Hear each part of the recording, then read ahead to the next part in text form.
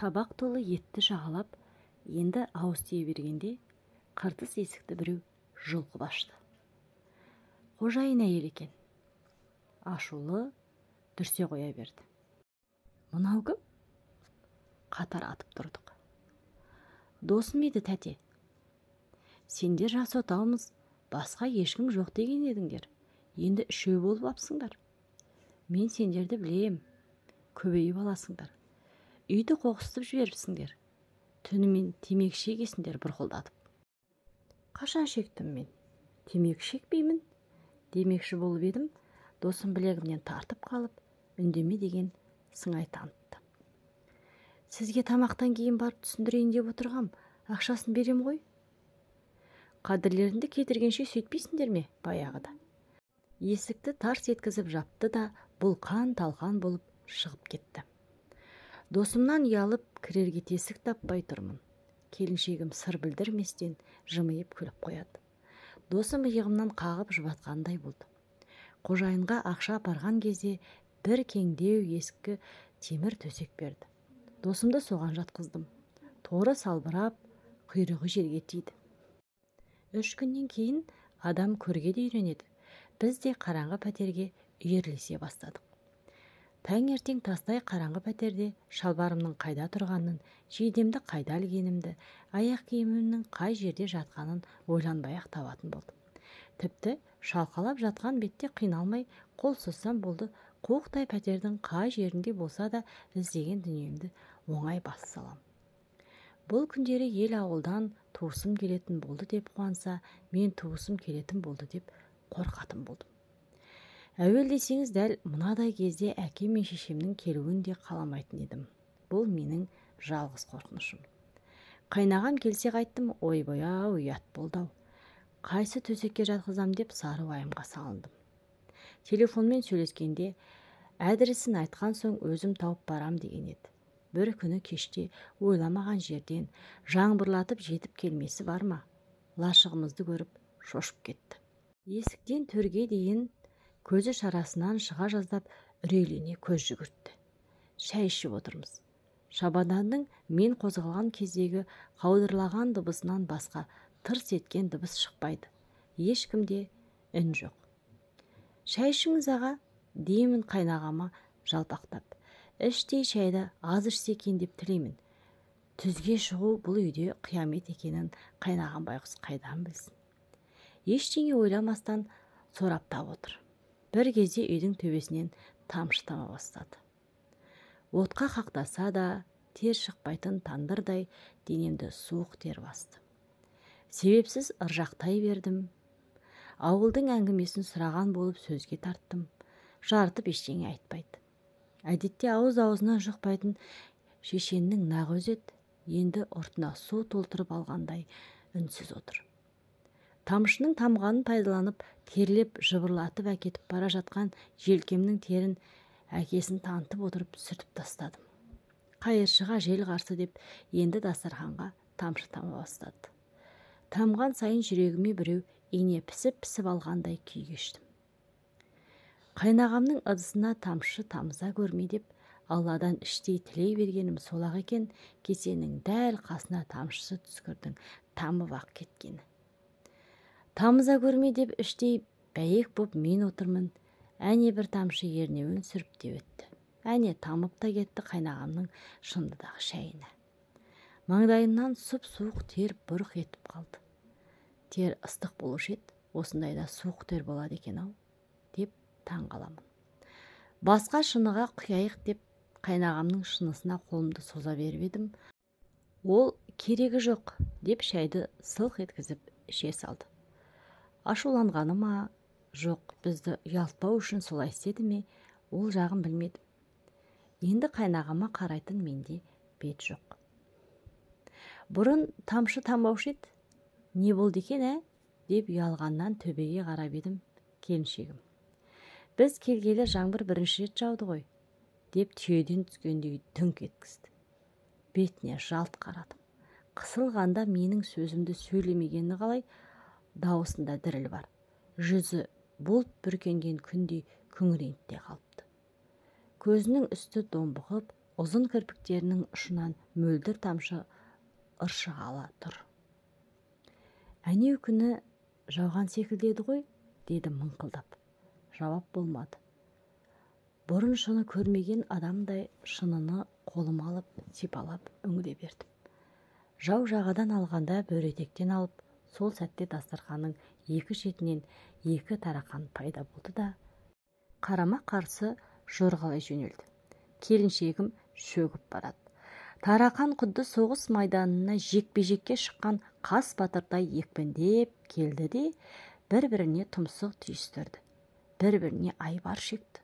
Сосын шағылысты, қайнағам теріс қарады, әйелін бетін басты, мен күйіп жанып бара жаттым.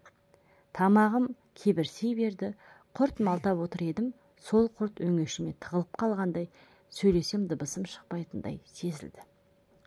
Мен қолыммен ұстап көзбен көруге болмайтын, өмірімде тап болмаған тылсым бір бақытсыздық күй кешудемін. Қайнағам тұнжырап, келіншегім жылап отыр. Оған жаным ашыды. Әй, мен күндей жарқыраған сұлу келіншек. Ешкімнің қолы жетпеген, менің ғана қолым жеткен сұлу келіншек, үріп ауызға салардай әппақ сұлу келіншек көз алдымда жылап отыр. Мен оны жылату үшін алып бедім. Оның көз жасы менің жүрегіме, жүрегімнің ішіндегі өзекке тамшылап жатқандай. Келіншегім тамақ жасауға сыртқа беттеді.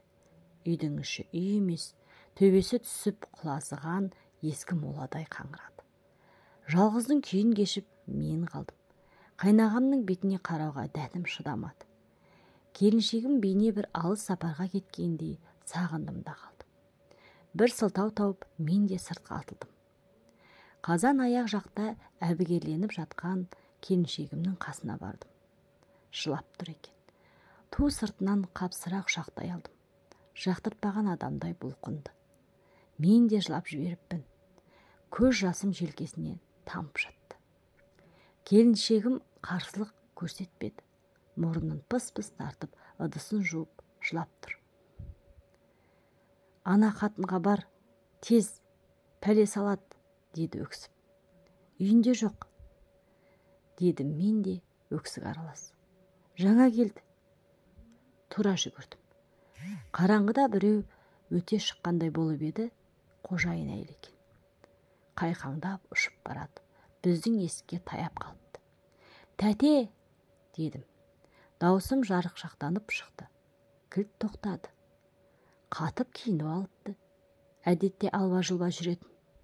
Сырттан келген бет екен, киімін де ауыстырмапты. Кім анау?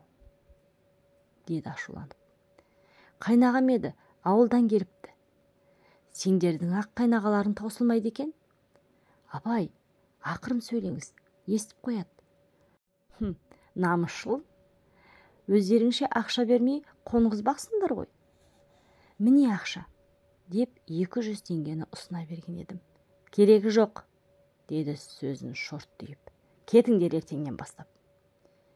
Кетсек кеттік, қазір-ақ кетеміз. Ит байласа тұрғысыз қу молаңнан. Естіген қайнағам естіді. Айнудың жөні жоқ. Қытайдан Одыс жақты ұйғыр туысқандарым келе жатыр.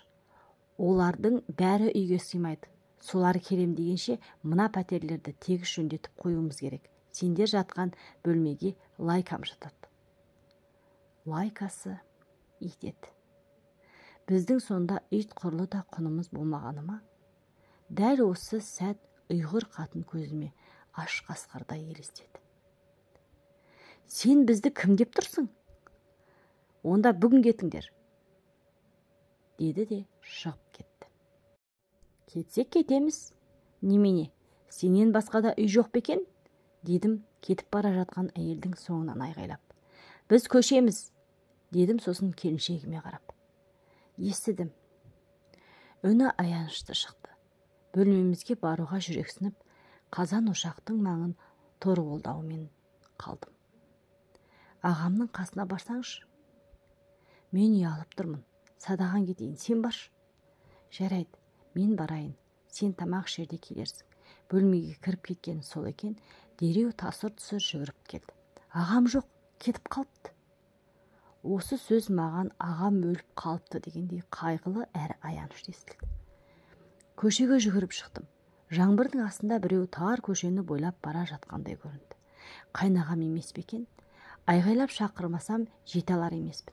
Бірақ не деп айғайларымды да білмеймін. Қайнаға деп айғайлауым керек еді, айғайлай алмадым. Атын не деп айтайын? Пәленбай аға деп атайын ба? Қайнаға деп атауға мен татимын ба? Төңіректі шарлап қайнағамды таба алмай, құр сүлдерімді сүйретіп үйге қайтып келдім. Келген беті ұйғыр қатынмен ұрыстым. Ақыры шындап көшуге бекіндім. Көрпені буып түйіп иығыма салдым да шабаданды бір қолыма ұстап сыртқа беттедім. Басқа нәрсеге бас қатырмадым. Үйде қанша қасық, қанша шыны бар, бәрі маған аян. Көп емес. Көше көндіккен пендеміз. Сол себепті ине жібіне дейін бәрі менің санамда сайрап тұр. Қалғанын келіншегім қолына ұстай салатынын сезіп келем. Жаңбыр төпеп тұр. Түнделетіп жаяу келеміз. Иығымда көрпе жастық, қолымда шабадан, бірдеңелерін көтеріп келіншегім соңымнан еріп кетеді. Көшелер шұрық тесік.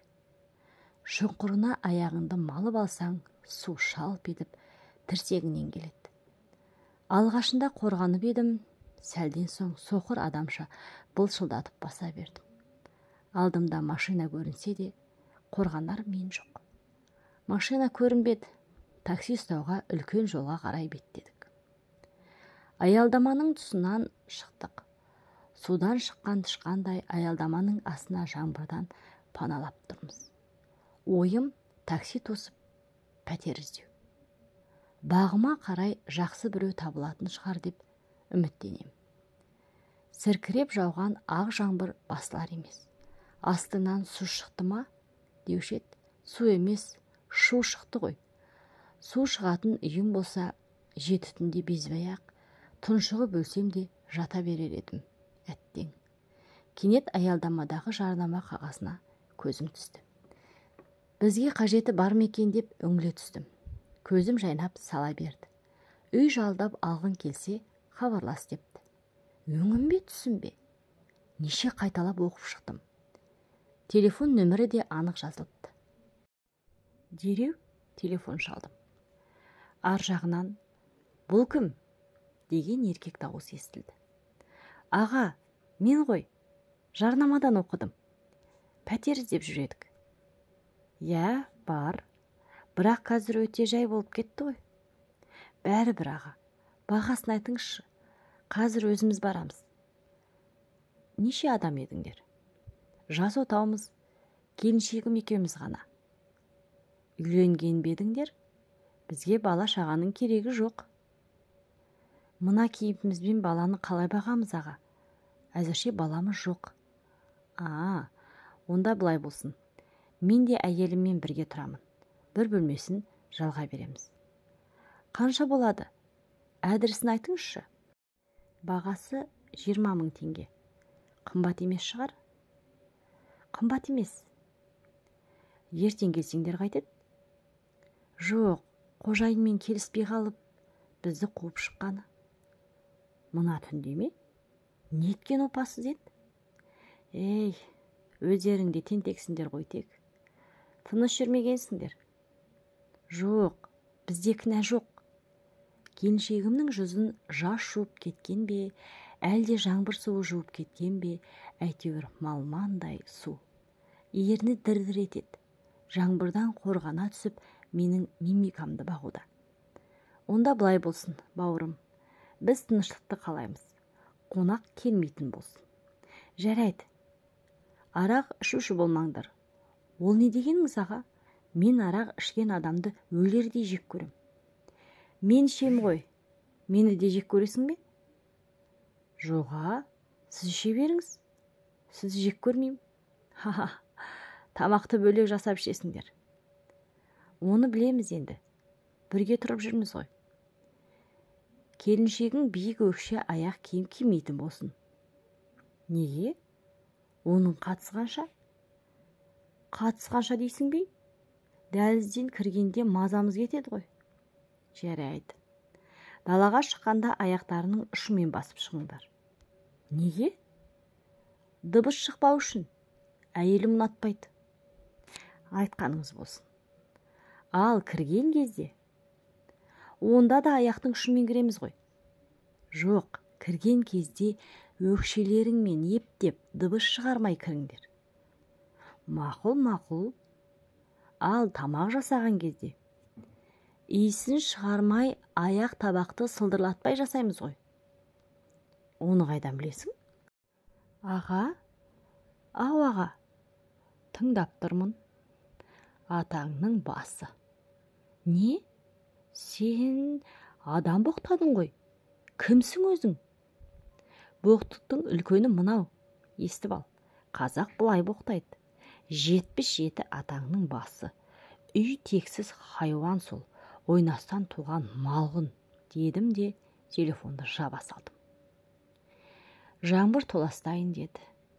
Сүрепеті кеткен айғыз көшемен қараңғы түн құшағына сіңіп барамыз. Пәтер іздеп жүрміз.